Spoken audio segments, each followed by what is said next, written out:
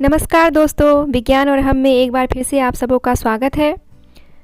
जनन तंत्र के बारे में हम पढ़ रहे हैं, प्रजनन तंत्र के बारे में, और अब तक हमने इसके 8 भाग पढ़ चुके हैं। अब तक हमने पढ़ा है अलैंगिक प्रजनन, लैंगिक प्रजनन, पौधों में देखा है, और आज से हम इस वीडियो के माध्यम से सेक्सुअल रिप्रोडक्शन इन ह्यूमन यानी कि मनुष्य में लैंगिक प्रजनन को समझेंगे। तो सबसे पहले हम जानते हैं कि प्यूबर्टी किसको कहते हैं। तो चलिए फिर हम जानते हैं कि प्यूबर्टी का आरंभ कितने वर्षों में होता है। लड़के एवं लड़कियों के परिपक्व होने पर जो परिवर्तन शारीरिक रूप से होते हैं उन्हें क्या कहते हैं? प्यूबर्टी कहते हैं। यौवना आरंभ कहते हैं, यानी कि यौवन का जो आरंभ होता है उसको क्या बोलते हैं? प्यूबर्टी कहते हैं। अधिकांशतः यह परिवर्तन 10 से 14 वर्ष की आयु के बीच में होते हैं। कभी कभी यह 8-9 वर्ष से भी देखा जाता है, और ये कुछ हार्मोनों के कारण होते हैं। जब हमारा शरीर परिपक्व की मैच्योर होने लगता है तब कुछ हार्मोनों की वजह से हमारे अंदर बहुत सारे परिवर्तन होते हैं, चेंजेज होते हैं। इसी को क्या कहते हैं? प्यूबर्टी कहते हैं। प्यूबर्टी में शरीर तेज़ी से बढ़ता है और प्राथमिक एवं द्वितीयक जनन अंगों में विकास भी होने लगता है, और यह क्या हो जाते हैं? मैच्योर हो जाते हैं। इन परिवर्तनों के साथ सेकेंडरी जो है सेक्सुअल कैरेक्टर भी दृष्टिगोचर होने लगते हैं। यह ध्यान देना चाहिए कि लड़कों में लैंगिक परिपक्वता 13 से 14 वर्ष में और की आयु में, और लड़कियों में 11 से लेकर 13 वर्ष की आयु में आ जाते हैं, जिससे वे किशोरावस्था में प्रवेश कर जाते हैं। अर्थात प्यूबर्टी के आरंभ होते ही बच्चे बाल्य अवस्था से किसमें पहुंच जाते हैं? फिर वो किशोरावस्था में पहुंच जाते हैं, एडोलेसेंस जिसको कहते हैं। अब जानते हैं कि एडोलेसेंस का मतलब क्या होता है।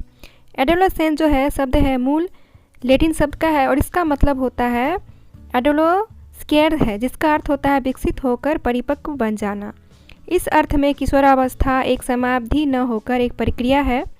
समाज में प्रभावी सहभागिता के लिए आवश्यक दृष्टिकोणों एवं धारणाओं के विकसित होने की प्रक्रिया है। विश्व स्वास्थ्य संगठन WHO किशोरावस्था को 10 से 19 वर्ष की आयु के रूप में परिभाषित करता है, जिसके लक्षण है शारीरिक, मनोवैज्ञानिक एवं सामाजिक क्षेत्रों में विकास एवं परिवर्तन। किशोरावस्था का अर्थ है कि जब हमारा शरीर शारीरिक रूप से, मानसिक रूप से, सामाजिक रूप से परिवर्तित होकर परिपक्व बन जाता है। इस अवस्था को क्या कहते हैं?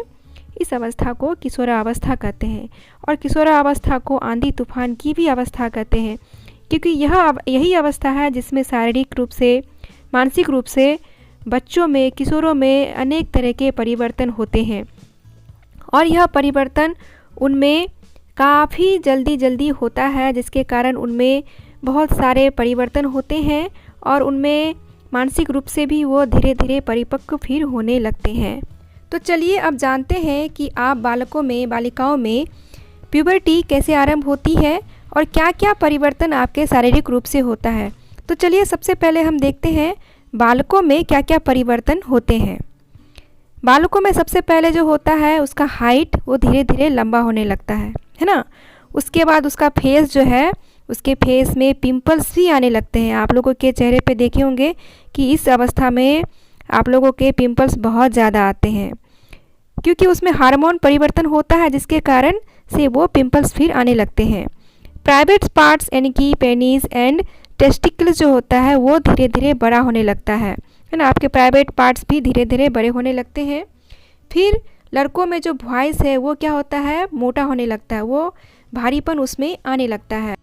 लड़कों में उसको पसीने भी काफ़ी आने लगते हैं, आर्मपिट्स में यानी कि बगलों में उसके पसीने आने लगते हैं, और उसमें एक खास प्रकार की गंध भी होने लगती है। हेयर जो होते हैं इनकी जो आप बाल है वो फेस पर, दाढ़ी, मूछ है ना, ये आने लगते हैं। फिर सीने में उसके बाल आने लगते हैं। उसके प्राइवेट पार्ट्स में भी धीरे धीरे फिर बाल आने लगते हैं, और फिर शरीर की मांसपेशियाँ जो होती है वो काफ़ी विकसित हो जाती है, और जो प्राइवेट पार्ट्स है, जो रिप्रोडक्टिव पार्ट्स है, वो धीरे धीरे परिपक्व की मैच्योर होने लगते हैं। अब हम देखते हैं कि बालिकाओं में प्यूबर्टी आरंभ किस प्रकार होती है और उसमें क्या क्या परिवर्तन होते हैं। बालिकाओं के जनन अंग जो होते हैं प्यूबर्टी आने के बाद ही क्रियाशील होते हैं। बालिकाओं में प्यूबर्टी 11 से 13 वर्ष की आयु में होता है। यह 9 से 10 वर्ष की आयु में भी आजकल देखा जाता है। प्यूबर्टी होने पर ही मादा लिंग जो होती है कुछ हार्मोन सेक्रेट होता है उसके शरीर में, एस्ट्रोजन और प्रोजेस्टेरोन कहते हैं, उसका जो स्रवन जो होता है वो आरंभ हो जाता है। इन हार्मोनों के सेक्रेशन से क्या होता है कि बालिकाओं में सेकेंडरी सेक्सुअल कैरेक्टर्स जो है वो विकसित होने लगते हैं। बालिकाओं में सेकेंडरी सेक्सुअल कैरेक्टर्स क्या क्या होते हैं, उसके फेस में भी पिंपल्स आते हैं, आर्मपिट्स में उसके पसीने आने लगते हैं और उसका हाइट जो है धीरे बहुत ज़्यादा बढ़ने लगता है, वॉइस भी सुरीली पतली हो जाती है, फिर उसके ब्रेस्ट का साइज़ भी बढ़ने लगता है, क्या कहते हैं उसके प्राइवेट पार्ट्स में, आर्मपिट्स में, लेग्स के बीच में ये क्या होते हैं उनके बाल भी आने लगते हैं। और सबसे बड़ा जो परिवर्तन उनमें होता है वो है मेंस्ट्रुएशन, यानी कि उसका पीरियड भी शुरू हो जाता है। इस प्रकार महिलाओं का जो यानी कि बालिकाओं का जो प्रजनन तंत्र है, रिप्रोडक्टिव सिस्टम है, वह धीरे धीरे मैच्योर हो जाता है और यह प्यूबरिटी आरंभ होने के साथ साथ ही वो किशोरावस्था में प्रवेश कर जाती है और उनके प्रजनन तंत्र काफ़ी क्रियाशील हो जाते हैं और मैच्योर हो जाते हैं। अगली कक्षा में हम बालिकाओं के मेंस्ट्रुएशन साइकिल को यानी कि पीरियड को अच्छी तरह से समझेंगे कि यह सिर्फ बालिकाओं में ही क्यों होती है, बालकों में पीरियड या मेंस्ट्रुएशन साइकिल क्यों नहीं होता है, यह किस प्रकार होती है, और हमारा जो प्रजनन तंत्र है, मादा प्रजनन तंत्र, female reproductive system, male reproductive system के बारे में विस्तृत से फिर आने वाले वीडियो में हम अध्ययन करेंगे। आज के लिए बस इतना ही। धन्यवाद। जय हिंद।